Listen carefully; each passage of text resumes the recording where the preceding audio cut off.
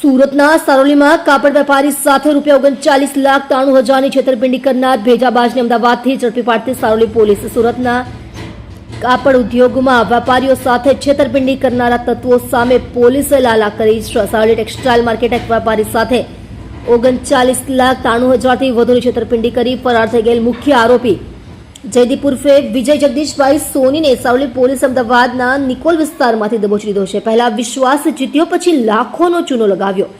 Police તપાસમાં બહાર આવ્યું છે કે આરોપી જયદીપ સોની દલાલો મારફતે કાપડ માર્કેટના વેપારનો સંપર્ક કરતો હતો. શરૂઆતના તબક્કે તે નાની રકમનો માલ મંગાવી તેનું સમયસર પેમેન્ટ ચૂકવી દેતો હતો, જેથી વેપારીઓમાં તેના પ્રત્યે વિશ્વાસ બેસે.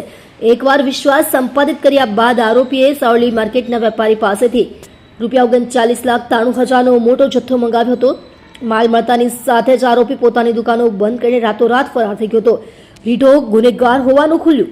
ઝડપાયેલો આરોપી જયદીપ સોની કોઈ નવો નિશાળ્યો નથી, પરંતુ છેતરપિંડીના ગુનામાં તે રીઢો હોવાનું સામે આવ્યું છે. તેની વિરુદ્ધ અગાઉ પણ સુરતના સારોલી પોલીસ સ્ટેશન અને DCBમાં છેતરપિંડીના 5 જેટલા ગુનાઓ નોંધાઈ ચૂક્યા છે. સારોલી પોલીસે ટેકનિકલ સર્વેલન્સ અને બાતમીદારોની મદદથી અમદાવાદમાં છુપાયેલ આ આરોપીને ઝડપી પાડી આગળની કાયદેસરની કાર્યવાહી હાથ ધરી છે.